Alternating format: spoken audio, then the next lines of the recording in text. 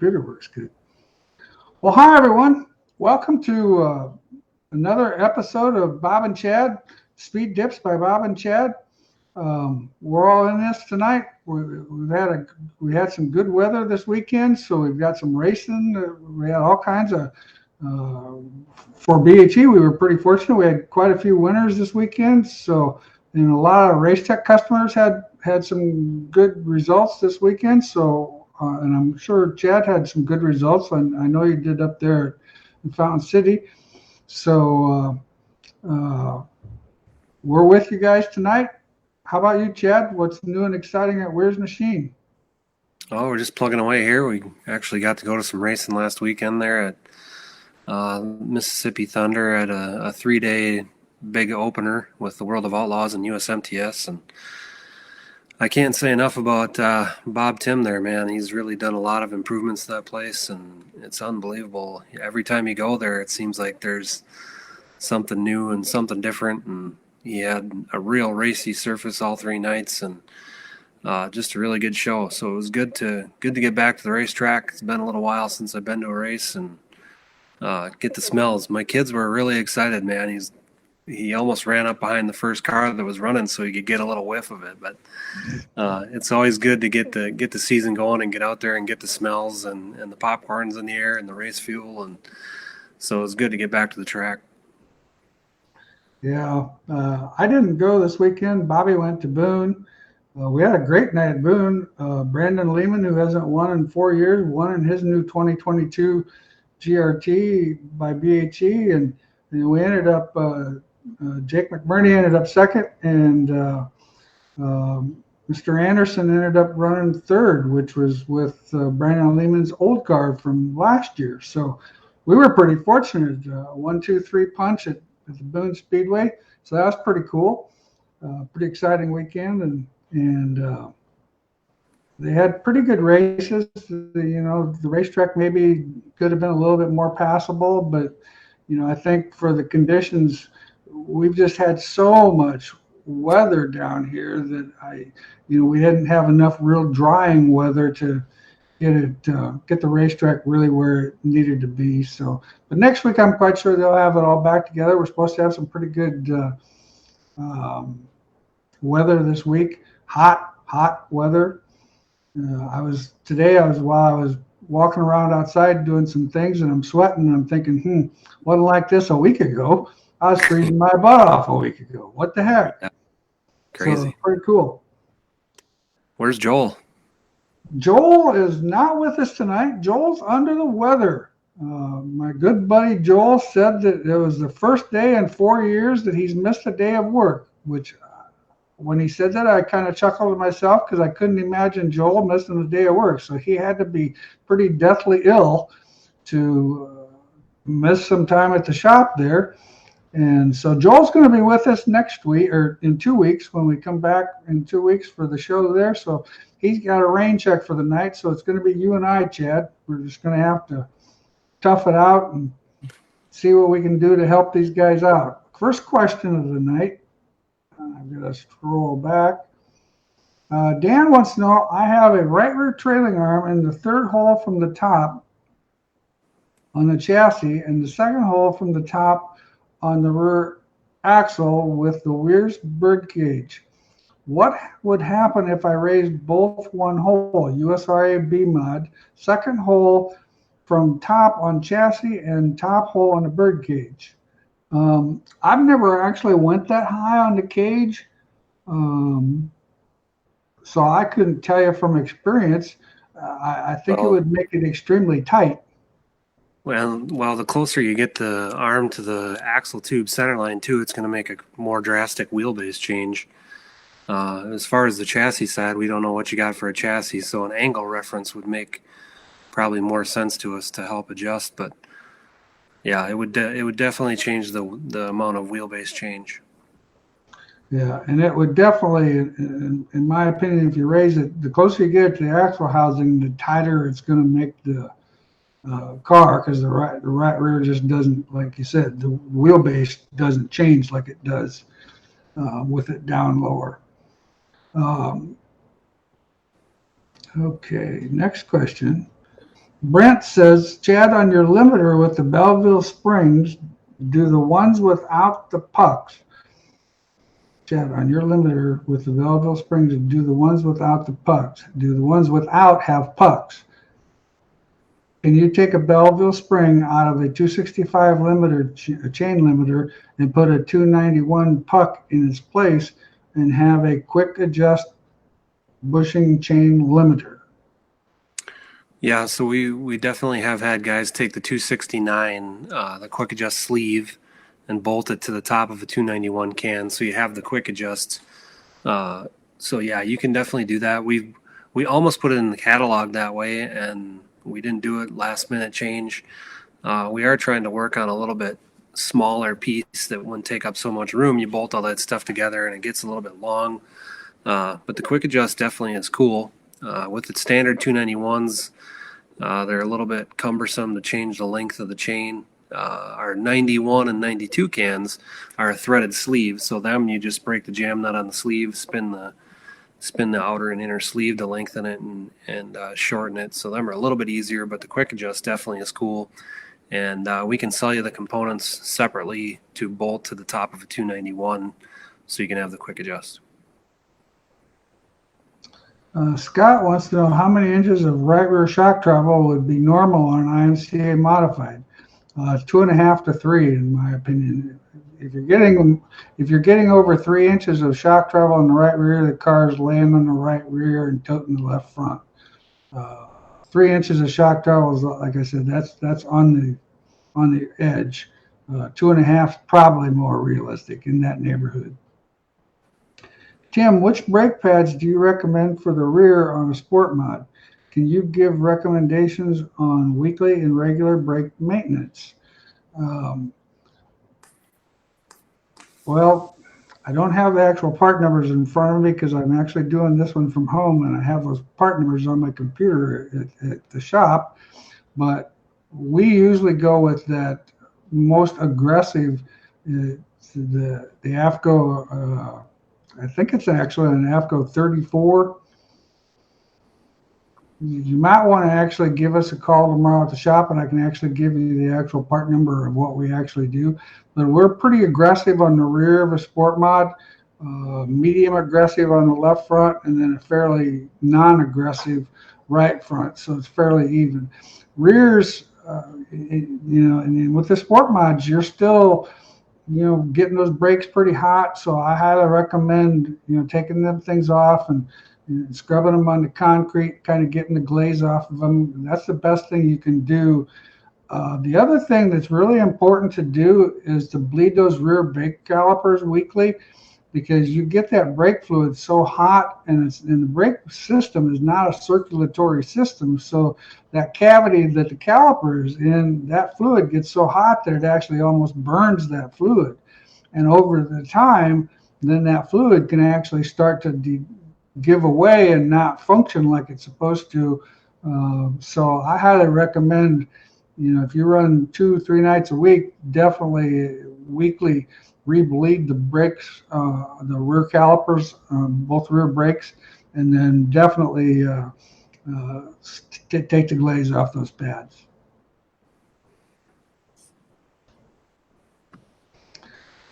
May month, maybe 50 degrees, maybe 90. Boy, Paul, you hit the nail on the head. Yeah, just, we're going to get the 90s the rest of the week. Gosh only knows what we're going to get next week. I haven't even looked at what the long range forecast is. More than likely, if it's like it usually is, we went from freezing to scorching, and we'll miss that whole spring period where we get those nice 70-degree days for a period of time. I think we're going to probably, we gave those up with all the rain, I think. Todd, hi, Todd. How's things going? Mr. McFarland chatted in there. Chad, we switched our left rear over from a standard chain limiter to the M91 chain limiter and the red and gray pucks. What's the best way to find out how far this chain limiter is traveling? I put it in my Ultraforce machine and I have rated it that way. Not sure how to tell what the travel would actually be at the racetrack? So we actually make travel indicators for the 291s and the 91. They're two different part numbers. So the 291T would be for the 291 can, and a 91T will fit the 91 and 92 cans. The tabs that go on there are a little bit longer. So it's just a 91T. It's two little brackets that bolt on, one with the Heim on the top, and the other one gets sandwiched between the jam nut and the clevis on the bottom, and then the rod goes up with the two rubbers. So pretty neat little travel indicator, pretty simple to install, and should give you the data you need to know on the track. Jeremy, gentlemen, thank you for everything you do. I've been a longtime fan, and we've applied knowledge that we've received from you guys to put my daughter in the winner's circle her last week. Awesome. Last race. That's awesome. Thank you for all the help that you guys do and provide us with everything. We're down in Central Texas. Well, Awesome. glad. Congratulations, Jeremy. That's pretty awesome. We got Sean. Do you think 9.5 inches of ground clearance for the right front nose balance? Well, it's pretty high. I'm not saying that to me, that's pretty high. I mean, the car definitely gets over on the right front. I don't think ours, I'm thinking that ours are in that 8-inch range, setting it static right height. The left front's a lot closer, but the right front's about 8 inches is what I'm thinking. We've got a car there in the shop. I can sure measure that tomorrow and give you an idea. I've never actually measured that, to be honest, but 9.5 inches sounds a little high. You have plenty of ground clearance, but we want to try to minimize that ground clearance. Of course, we don't want you to tear off a nose every night, but the less air can go under the car, the more air is going to go over it, and you're going to have the effects of the dynamic air pushing down on that nose instead of going underneath it. Dan wants to know, Bob, do you think you'll ever do a video on squaring the car and lining the rear end up with the front end with a string line? Well, I don't know, Dan. That sounds like a pretty good video. Hey, we were just talking about doing more videos. We were just doing some videos. I feel bad for all you customers out there that are Race Tech Knowledge Center guys, because my video guy decided to do something different at the beginning of the year, and I've been trying to hire somebody to do it. Just hadn't really quite got the right person in place to do some of the videoing, and so I've been working on different videos that I'd like to do. So I'll put that on my list. We're hoping that we have our new guy supposed to start we've got an intern that's starting with us, I think around the 25th of May. So we're going to try to do a bunch of videos this summer while he's on college break. Taylor, on an IMCA modified crate car, do you want the right front or the left front to weigh more, and why? Well, any car that's going to have 54% left side percentage without the driver or with the driver in it is going to automatically make that left front weigh heavier than the right front. If the right front was to weigh heavier, I'd be concerned that something's definitely wrong. But with the amount of loads that we put in these cars and everything, we still have probably the left front's a good 75 to 100 pounds heavier than the right front. Years ago, before we had all of the trick rear suspension stuff, I used to try to get those two front wheels as close to equal as we could. But now with the amount of load that we put on an IMCA left rear, with 250 pounds of load in that spring, our right front's still going to be light though. So always run the left front lighter than the right front. Jeremy wants us to know she is 16 and is running a Junior Limited, which is a Southern Sport mod with a lesser motor and carburetor. Awesome. RJ, yes, congratulations on your win last week. I remember seeing that on Facebook over the weekend. In fact, I had made a mention on Amy's to-do list when she does the Tuesday trophies that make sure we say something about that Race Tech chassis attendee last winter. So that was pretty cool. They want to thank us again for the knowledge. Last weekend he finished third on Saturday and first on Sunday, so I appreciate that. Yeah, I was pretty excited when I seen that last night. I was looking through Facebook. I'm like, well, way to go, RJ.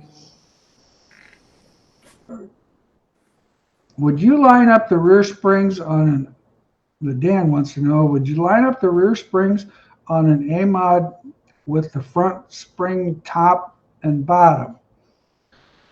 Well, that's a great question. To me, that would make sense. I don't know if you can completely do that.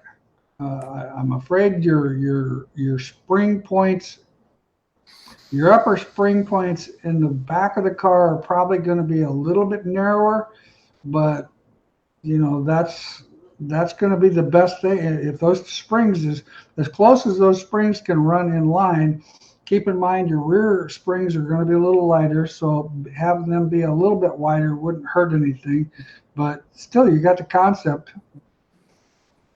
Sean says California racetracks are rough. We had a customer call in today, and we had built him what we classified was a heavy rough shock. And he said, that worked pretty good, but we need something more.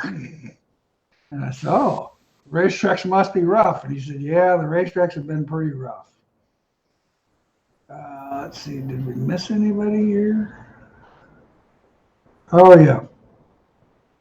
Harvey, what are you running these days? What are you running these days, Sean? Well, that's a good question. I'm assuming what racetracks. Sean's going to have to chime in here to answer that. He's running rough California ones. Yeah, that's what kind of looks like that. Yeah, no doubt. Blake, what's the maximum rear percentage you would like to see in an IMCA Sport Mod start of the feature? Only have a 12-gallon cell, trying to figure out if I run less fuel or move the lead forward. I would recommend moving the lead forward. I'd run the tank full. I always use my fuel tank as my weight adjuster because, of course, I'm lazy and don't want to be moving weights around. Plus, they're liable to fall on my finger and smash my finger. And then I'd have prime words to say, and that wouldn't be very professional. It'd be just a mess. I mean, you get the picture. So I'd move the weights ahead. I like to see 56. I wouldn't, with a crate motor, even with an open motor. I mean, I've heard some guys with some open motors are running more than that, 57-ish. But with a crate motor, all our customers, we tell them to start out the night with 56%. And that way they're usually at about 54.5 by the time the night's over.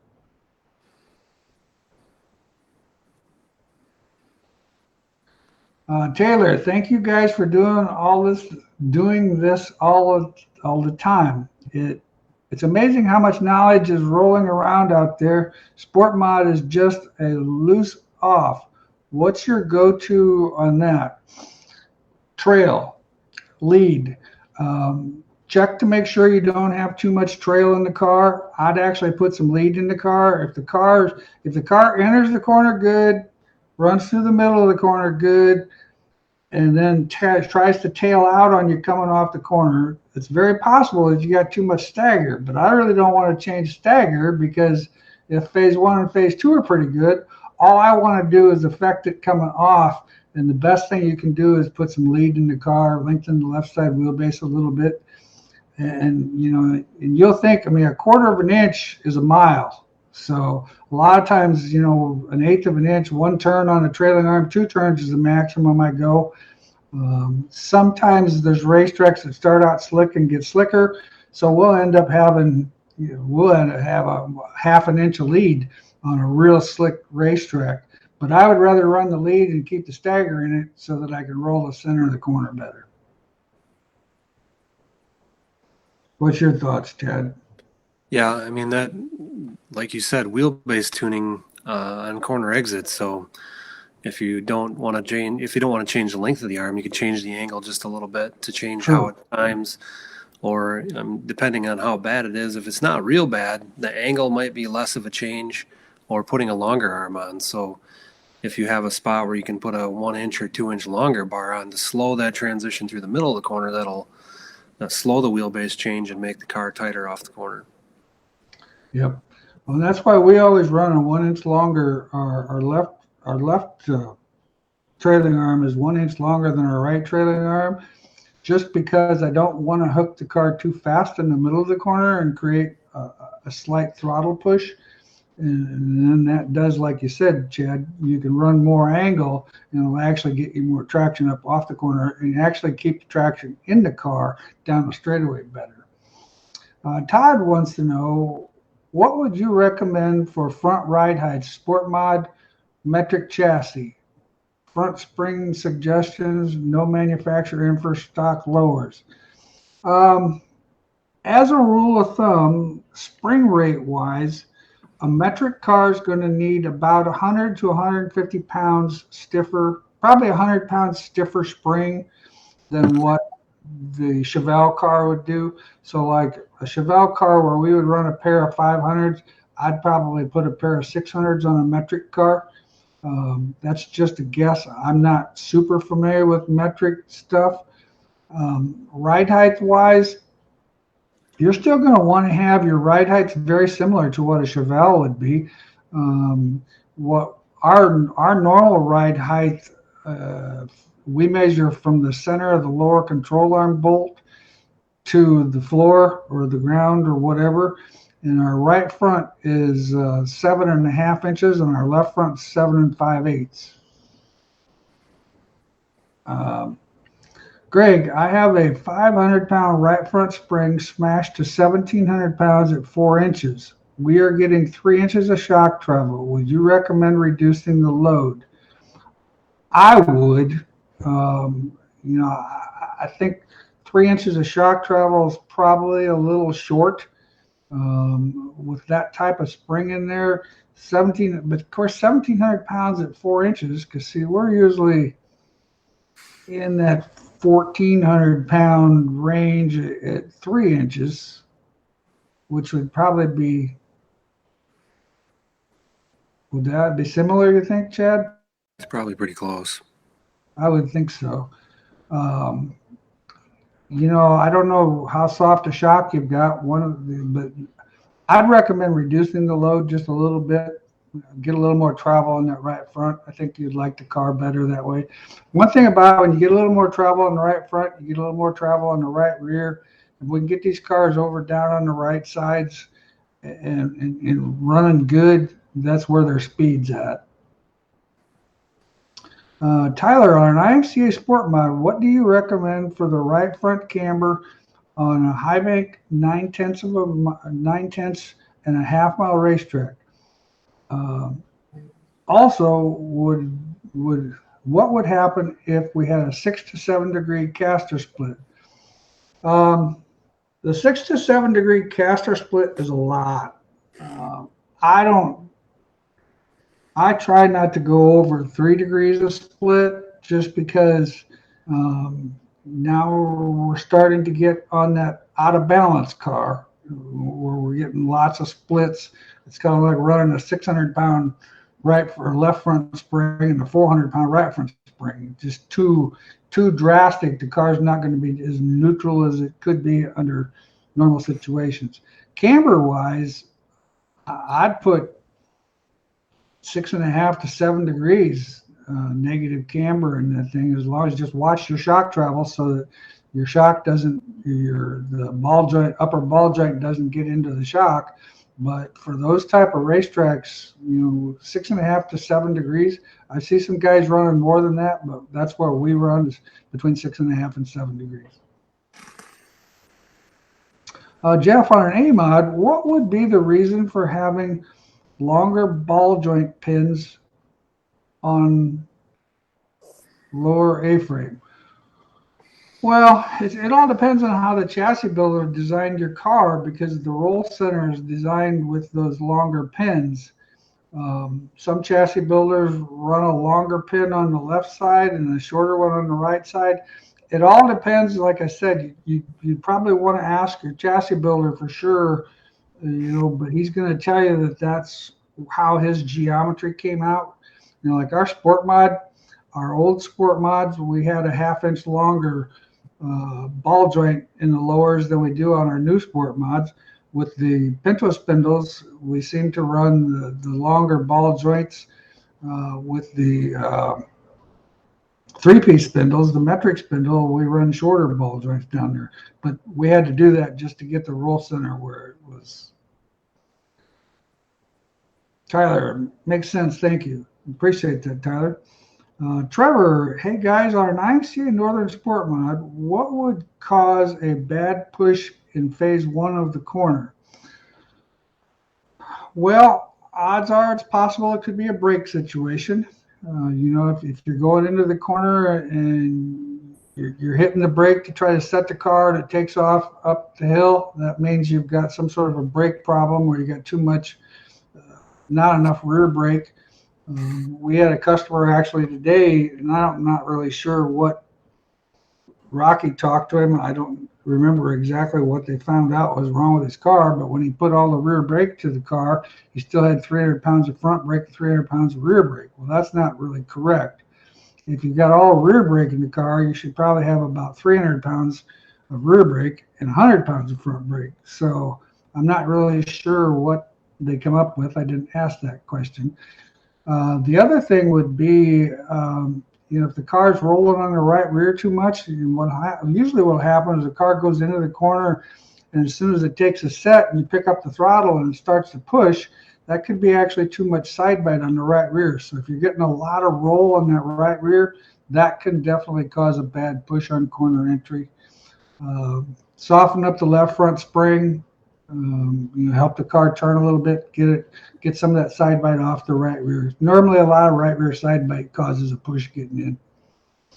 USRA stock car, difference in front springs of 250 pounds. Too much? He commented 150, not 250. He made a mistake. Oh. No, actually, that's pretty good. I mean, I'm 150 pounds. Now, the stock cars tend to run a stiffer left front, because they're notorious for a little bit lack of side bite on the right rear to begin with. So we found that running a stiffer left front seems to help those cars get in and roll through the middle a little bit better. So anyway, hopefully that answers your question.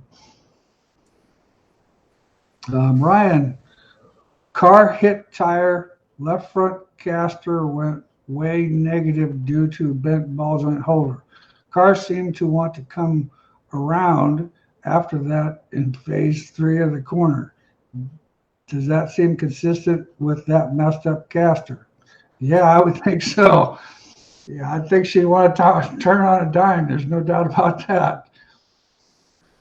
That's for sure. Well, guys, we got 86 days to the 31st annual Harris Clash. Don't forget that. If you can't make it to Deer Creek, it will be on IMCA TV.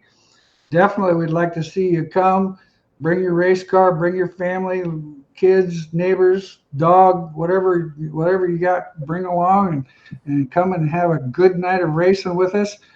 Usually we get you out of there at a reasonable time. So if you got a long ways home, it's still not a bad drive home.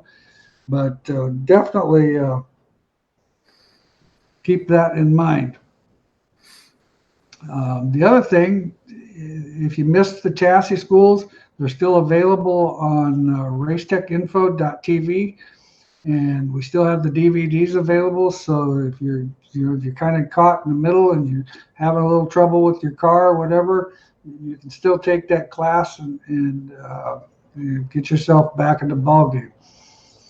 Anyway, so we got Chad. I have a beveled washer pull bar set up on my modified. What's the best internal setup for a 602 engine? So the Belleville washer has 34 washers in it. That's our standard. Preloaded an eighth of an inch. That'll work good for pretty much any modified. We run the Belleville the same, whether it's a open mod or a crate engine. Not sure where you're running a 602 and a modified. Maybe that was a typo.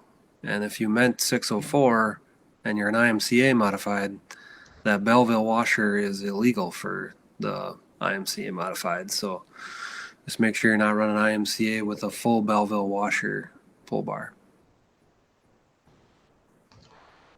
Taylor wants to know, do I look for a certain amount of travel on the right rear of an IMCA Sport Mod? If so, how much? Yeah, I like to see that travel be 2.5 to 3 inches. Usually closer to the 2.5 is probably more realistic. If you start getting a lot of right rear travel, then you're toting the left front and the car's undrivable. And once the car lays over on the right rear, it's hard to navigate through the middle of the corner.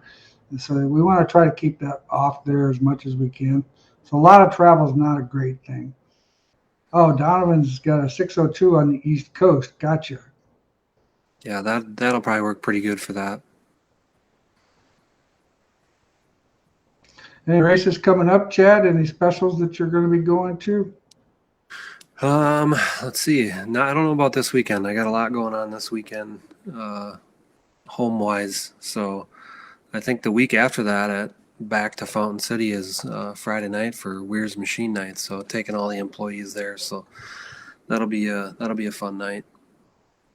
Well, that'll be good to know. You tell all those customers, and they can come and see you and say hi and see the clan. We were there last week testing a new part. So hopefully when we have our next show, I'll have cool new stuff. Cool new part to add. Awesome. That's cool. Well, we've got some time for some more questions. If you guys have any more questions, we're free because we're a little ahead of schedule this year. We have time to work on new products before like September. Awesome. We must be getting kind of a good feeling, because otherwise you get to that point where there's not enough stuff to work on. I mean, there's too much stuff to work on and not enough time to get it done, and then you got people asking about it. RJ said, putting a 1-inch offset wheel on the right front, will that tighten or loosen the car on entry? Well, in my opinion, that would actually tighten the car. In a sense, it'll tighten the front end of the car. It's going to definitely make the front end feel softer. It's going to change your wheel to spring rate is going to be a little different. So it's going to definitely get the car on the right front a little bit more. But then with that wheel out there an inch further, it's going to be a lot more stable. As far as tightening it, I really don't know if it'll actually tighten the front end of the car up, but it won't really loosen the rear of the car up. It'll just make the car feel like it's more in control. Chad, how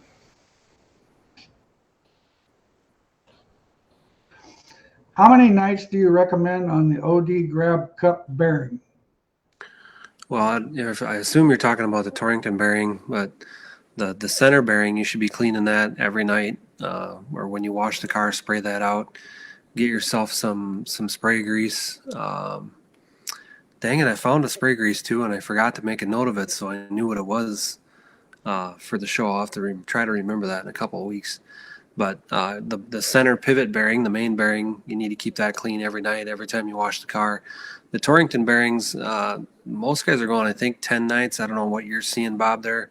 But if you use a thicker wheel bearing grease, like a red and tacky Lucas oil, we don't recommend a synthetic on any of the Torrington bearings, just because when they get warm, they're not sealed, so they're going to sweat that oil out of them and make a real mess. And the thicker greases make a dirt barrier, and help them to stay cleaner longer. So that's what I would recommend for that. Yeah, definitely, for sure, every 10 nights.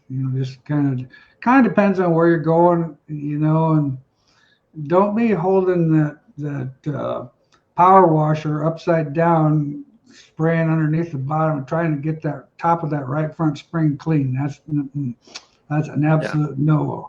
Leave that, wipe that off with your rag after the fact. Michael, what kind of shock travel do you recommend for stock cars on the rears?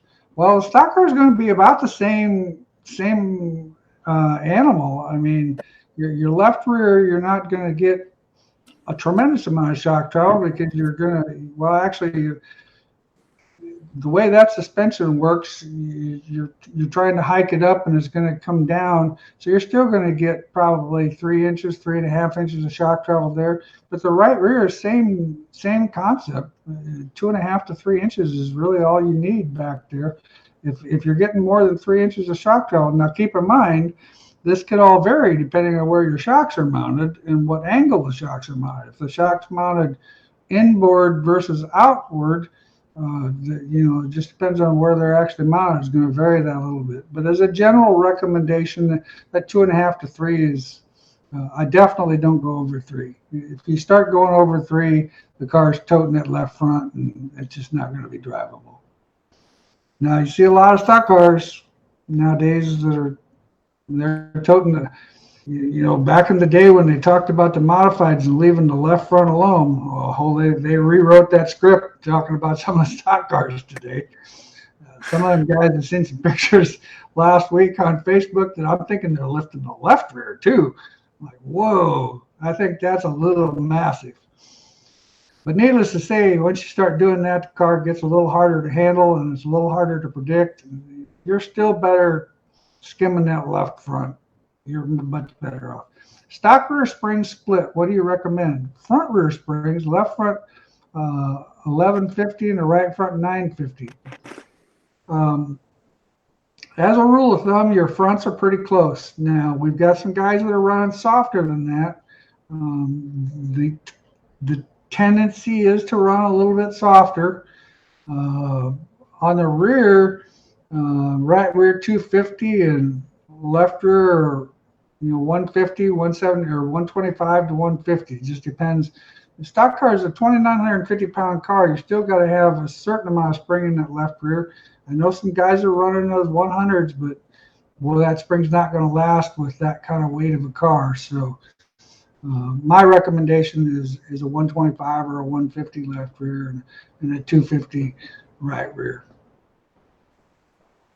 Let's see. Chad, can you update a 2016 modified or is it too old? Well, any car can be updated. I don't think there's such a thing as any car being too old. The biggest thing is how many nights it has on it. Once these cars start to get to the point where when they're getting to be 100, 120 nights, we're starting to overextend what we expect the life expectancy to be out of the tubing. You're just going to find the things just going to start cracking here and there, and it's just those cars are designed to flex, and they're not designed for lots of life. Sad to say, but if we build a car that would last forever, it is stiffer than a brick. Jeff, what's the max rear weight for an IMCA modified with a 604? I'm still back on that 56% rear percentage. I don't like to see anything go over that 56%. Kind of want to be in that 54 to 54 and a half after the race is over. 54 rear percentage and 54 left side percentage is a pretty balanced race car, in my opinion. So that's kind of where I want to be at the end of the night. What's the max weight for an IMCA rear weight for an IMCA? I just answered that question. Duh. I was referring to the Torrington bearing, replaced at 10 nights, clean and re-grease. Not replaced, clean and re-grease. Yeah, I think you can clean and re-grease it. I mean, if it's getting roughed up and rusted up, you're probably going to need to replace it. But I would think them things should go 25 nights before they need to be replaced. Yeah, you'll know when they get You can bad. maintain it. I mean, it's all, Yeah. all maintenance. If you get a rock in there and it chips a roller, that's what you got to watch for. But once you take it out and clean it, you'll be able to feel if there's any Yeah. glitches or anything like that. What are the pros and cons to moving the pull bar way behind center on the rear end? Well, I've never actually, and I know there's some guys out there that are doing that nowadays. I've not experimented with it behind. Years ago with the hair stuff, we were 4 inches behind center, and then we went shorter. We were back 4 inches behind center when the cars were getting quite a bit of movement in the torque link, and so then now or the pull bar. Now that we've shortened up that movement in the pull bar, we went further forward. What's your opinion, or what are you seeing out there, Chad? Well, I think as long as if you're, like you said, keeping the travel short, if the pull bars are only traveling an inch, inch and a quarter, then moving back behind center line is going to definitely be more traction. If you're in an open car traveling 2.5 inches, you're never going to be able to go past that. You're going to want to stay at least 1 to 4 in front of the center line to make sure that when it's pulling the pull bar, it isn't camming over the pull bar at max droop. So, but there's definitely some traction there on a solid pull bar or a short traveling pull bar. Yeah, you just have to, keep in mind how much, like Chad said, camming it over, how much angle you lose on the movement. If you're getting a lot of movement, you've got to be a little careful on that. We've had some great questions tonight. These guys they've been thinking over the last week and a half or 2 weeks. So this is pretty good. It's a good question about maintenance. That's some guys are probably getting 5 or 6 nights in already. They need sure. About that maintenance and bleeding the brakes and cleaning the sliders and cleaning the Torrington bearings and all that stuff. Well, and it doesn't take long. I mean, it's definitely that maintenance thing. Man, it's the worst thing that you have to do on the car, but it's the most profitable thing to do on the car because it will save you a lot of money, a lot of frustration. Nate, wait a minute here. Kevin, what you run for torque arm? What spring do you run in the torque arm? He answered it after that. Oh, yeah.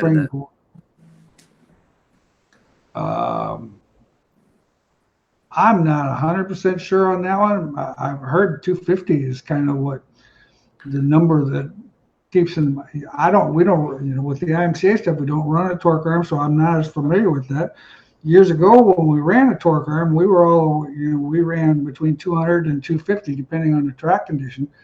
The longer the torque arm, the lighter the spring needs to be. The shorter the torque arm, the stiffer the spring needs to be. So if your torque arm's in that 36 or 30-inch range, you probably want to be in that 250-pound spring range, I suppose. If you're a 36-inch torque arm, you'd probably be in that 200-pound range. Because you guys don't have you run a big spoiler. So yeah, that would help. Ryan, late in the straightaway, rear end feels a bit loose on long tracks.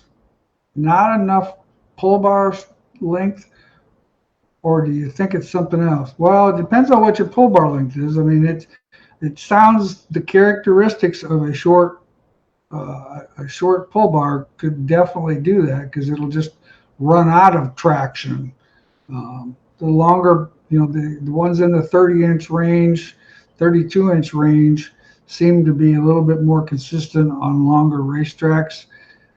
Anymore, used to be we've seen a lot of 24-inch pull bars, and that nowadays that's not the trend. The trend is 30-inch, 32-inch in that neighborhood. So if you do have a shorter pull bar, that's definitely something to look at considering changing. And just a touch less angle would carry it down the straightaway farther. Yep. Yeah, less angle, taking some angle out of it. It might not make it quite as throttle quick in the middle of the corner, but more than likely you're probably too throttle quick in the middle of the corner anyway. And that you won't notice the loss there. I have 4 straight wins on a brand new Razor at my home racetrack. Just trying to keep up on maintenance. Appreciate all your help. Well, thanks.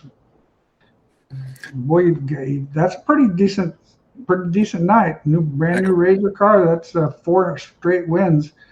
I don't know how you get much better than that unless you ran 5 nights and you had 5 wins. It's a good start to the year. Yeah, I definitely. Boy, I'd be pretty happy. But yeah, if I was running that good, yeah, that maintenance thing would be, man, I'd be greasing things and making sure everything's clean and blah blah blah. Bud, hey Bob, I've commented to you before about my old Harris car, number 919. Can you remember what year that might have been?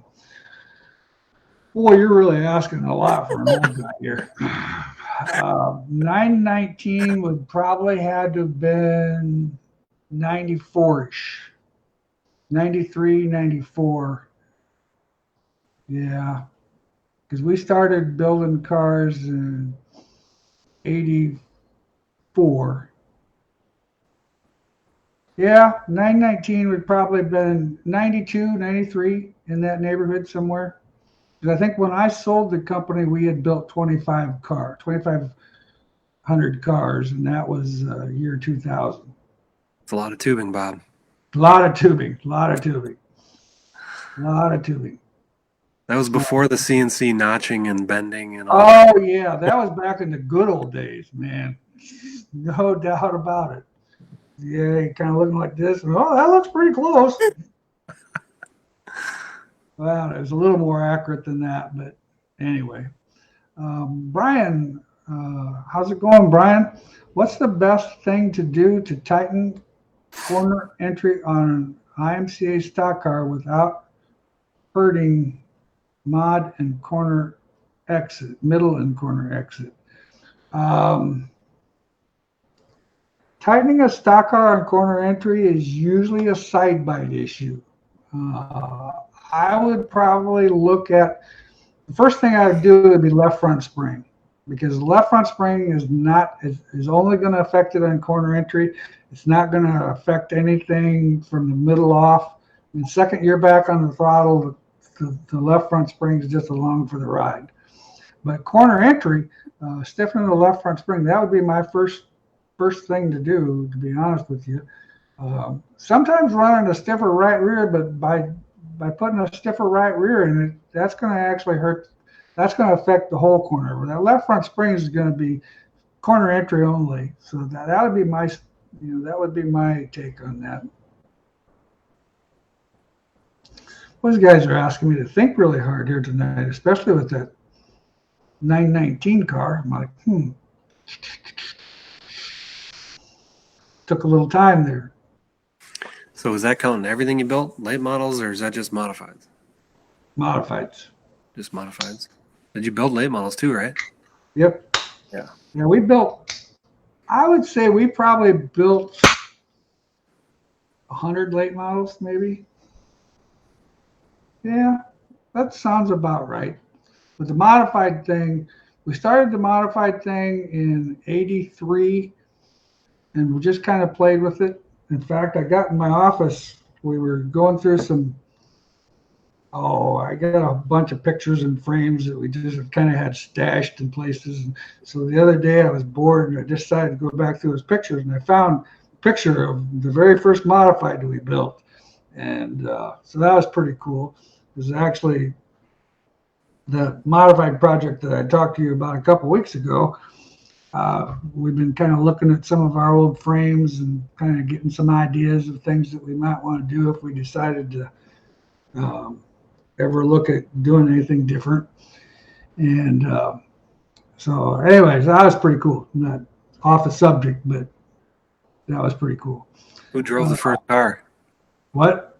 Actually, Al McKeegan was the one that had the very first car. His son, his name was Dan, that drove the car. Went to Florida, won about 3 in a row down in Florida with it, and came home. And God, that thing was just that thing was badass right off the bat.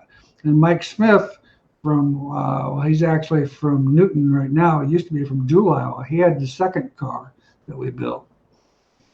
In fact, actually, I think this picture of the one that says it's the first modified, actually, I think it's the second one because I'm pretty sure the first one was blue. And this picture that I've got is red. And Mike's car was red. But anyway, that's stretching my memory a little bit. Are the new GRT modified front ends any different than the 2016 front ends? Oh, yeah. Daylight and dark. Whole different front end, 3-piece front spindles. To update your front end to that front end, it would be easy to do. That's not a problem. You would end up having to replace your spindles, your rotors, and your upper A-frames. Your ball joints, more than likely your upper ball joints would still work, but we'd have to replace the A-frames. Actually, no, the upper ball joints wouldn't work. Lower ball joints would. You'd have to have different lower ball joints. By the time you're all done and said, you probably end up with upper and lower A-frames with ball joints, rotors, and then the time to do the front end. So, and we can do that. I bet we've done 30 of those cars over the winter, older cars that we updated to the new front end. And that makes a ton of difference. We've had some guys that talk about, that have run already and said daylight and dark and how the car felt. So that's what I'm saying. That 2016 car doesn't mean that its life's not, if it doesn't have a tremendous amount of nights on it, putting some updates on it, that's a very economical way to get your program going a little better. Jake wants to know, what's the theory of moving the left lower bar forward on the bird cage and on the frame? You probably have more knowledge about that, moving it left forward. Well, I don't know if they just move the bottom and then do the top, so it's half a zero index. That must be what you're thinking. Moving the bar, there are some guys that are doing that, moving the bottom rod forward, so it should get you the wheelbase change and the motion into the corner quicker. So theoretically, you could run a little bit less angle, so you wouldn't be so bent coming off the corner with all that left bottom rod angle. It tends to pick the car up so much and get it kind of crossed up to where it'll never straighten out. But that's unless their top rod's moved back and you didn't see that. But that's part of the zero index theory, is to move the bottom rod forward on the frame and the cage and the top rod back on the frame and the cage. Chad, what's your recommendation maintenance for your bearing bird cages and how often? So I would say every 5 races you need to take the shocks and springs off, or shock spring 4-link rods, and relocate that grease and get your hands on it, rock it side to side, make sure there's no movement, make sure there's no glitches in the bearing, and that just relocates that grease. They're a sealed bearing. You don't need to put any grease in there. Some guys do put a Zerk in there, but you're just going to fill it up with grease and pop the seals out. So get your hands on it, take the rods off, spin it, make sure it feels good, and hook everything back up and keep going. As long as it feels good, you can run them bearings. I think we just had a pitcher tech support, got a tech support call to service a cage. They needed a plate, and I'm pretty sure that cage, history lesson again, that cage I believe was built in 2009 when we first started building cages, and it had the same bearings in it. So really, I don't know if he was running a couple of nights, or if that car sat a while, or if they just did that good of maintenance that them bearings still felt good, because Billy asked him if the bearings felt good, and he said yes. So these bearings are pretty good. If you take care of them and maintenance it and spin them, they should last you quite a while. Well, and the worst thing you can do in those rear bearings is overwash them. Yeah, water is your friend, but it's also your enemy. Yeah, I mean, it's nice to have things clean, but there's certain things not pressure washer clean. There's a lot of things that, I guess when we're on it, we might as well talk a little bit more about it. But anytime you use that water, when you're spraying that pressure washer, stay away from the the gap in your clamp rings, that's where the water generally enters into the bearing and then into the housing and then ruins your life, because water will get in there and you can blow it off all you want, but once you blow it off, you're blowing it into the tube. So you Oh, need to sure. really, whoever's washing the car needs to pay attention where they're pressure washing, and make sure that as soon as you're done, you got another guy coming with the blow gun blowing all the water out of there to make sure it doesn't go in there. But again, not spraying directly at that bearing. You don't spray directly at a shock seal. You don't spray it directly at a slider shaft seal. You gotta, whoever's cleaning the car, it's usually probably your youngest, newest team member, but you need to make sure that they're trained on what to and what not to do, because it can affect the longevity of your parts over the long run. Yeah, that's kind of one of them deals where having it too clean sometimes can be almost as bad as not doing as good enough job. Aaron wants to know, what's the best starting pinion angle on an IMCA modified rubber bushing pull bar? I always set everything at 7 degrees, 7 to 8 degrees. With that rubber bushing pull bar, 7 degrees would be perfectly fine. And then Aaron also wanted to know, where do you like to see the bubble on the level or on the left rear zero index cage at ride height? 1 to 3 degrees into the spring is generally where we start at ride height. Good to know. Yeah, that pressure washing thing, I mean, like I said, I get really irritated if I have to work on a dirty car, but I'll be fine if there's a little bit of dirt. I mean, if there's not, the bird cage doesn't need to be spotless clean. You can wipe it off. That's what they have hand towels for. And your shocks and stuff like that. I mean, we definitely, and in the rebuild business, we get those guys that they don't believe in cleaning them shocks. And boy, does that go over really good. We got some in the other day that, I don't know, they look like they'd run 35 nights and never hit a freaking hose anywhere. And I mean, they had oil and it looked like they must have blew the engine or something. And I mean, had oil all over them. They actually got a cleaning charge because, well, kind of the humor in my shock department is sometimes a little shaky to begin with. He wasn't thinking that was all that cool, to be honest. But Rocky grumbles too sometimes when he has to work on some pretty dirty cars. But like I said, there's a definite difference between clean and too clean. Well, we've got time for a couple more questions. There's one there. Okay. Are zero index cages an advantage, or is it more of a preference thing? Well, what do you think, Chad? In my opinion, I would run it all the time. So what zero index does is it takes the bar lock bind out of the left rear suspension.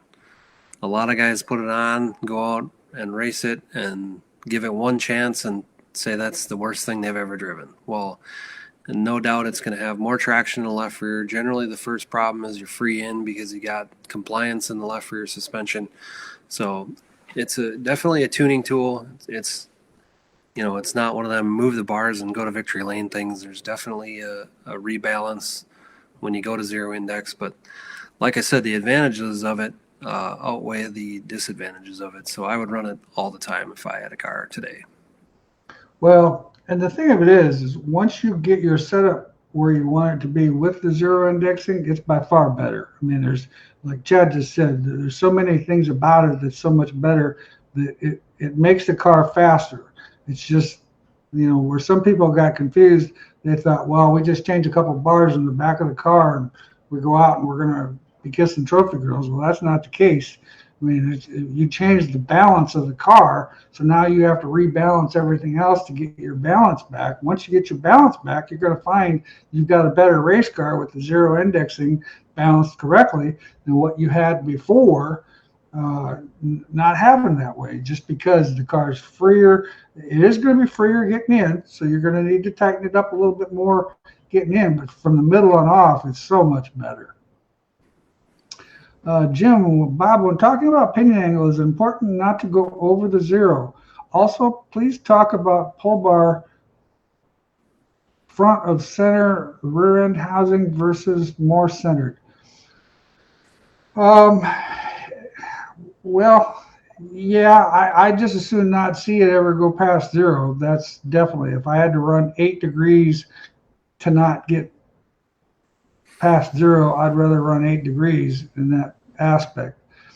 When you move the pull bar to the left or to the right, whichever tire you move it towards, whether it's the left front tire, the right front tire, that's, when you move it to the left, you're going to influence the left rear tire more. When you move it to the right, you're going to influence the right rear tire.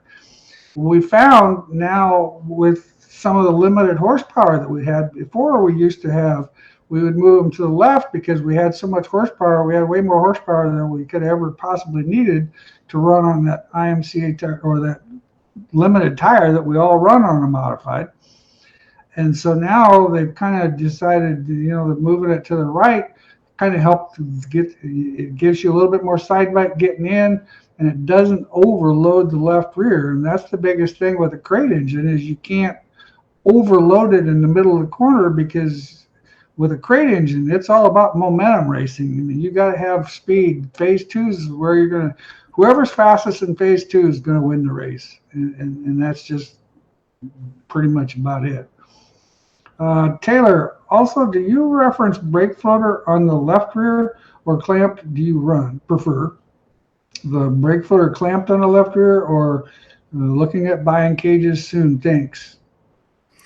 So the years ago when we first developed the combo cage, we call it, was so that you could do both. So we pretty much innovated the brake floater versus the clamp to the cage, and gave you the option to simply do it by removing the arm and put 2 bolts in. So I would say that being able to tune and have the option to go back and forth is very important. So brake floater, I would run on a bigger, more sweeping corner, and the clamp to the cage, I would on a short track where you need to turn and rotate quick and get going in a hurry. But some guys will put it on the cage and run it everywhere they go and just adjust how much they brake. So the on the cage clamp to the suspension cage is going to be more effective than the brake floater arm. So it's definitely one of them things you need to try both ways, get used to it, and run whichever one you feel suits your style best. Yeah, because it's definitely a driver preference type thing. I personally like the brake floater for what it does to the race car, but once again, some guys, it just all depends on how they use the brakes and how that works. Jim wants to know, how about a pull bar location forward of center to the rear of the housing and back? Well, forward, usually depending, in my opinion, if my pull bar is getting 1.25 inches of movement, I would run it 2 inches behind the center of the housing. That is a normal, that's the new norm. We used to run it ahead of the housing, but we found that there's actually more traction running it from the center behind. But if you get a lot more than that, once you go past 2 inches behind the center of the housing, if you're getting more movement than that needed, then you need to work on your movement of your pull bar, because you're getting too much movement. And too much movement on a pull bar basically is wasted time. You're killing track. Your lap time is going to suffer because of that, because it's not quick enough. It needs to be more responsive than that. Well, another great night. Great questions tonight, man. I gotta tell you, the guys did awesome with questions, and that was pretty cool. And so I had a good night. We'll be, see here, today is the 9th. So we'll be back here May 23rd. And May 23rd, we'll have our good buddy Joel Smith from Close Racing with us. Joel is under the weather this week, but he'll be with us in a couple of weeks. At least I hope for sure he's with us in a couple of weeks, because if he's under the weather that much, he's got some serious stuff. But Thanks, Chad. Thank you, Yeah. everybody, for watching. And you guys all have a great night and a great week. And good luck this next weekend. Thanks and take care.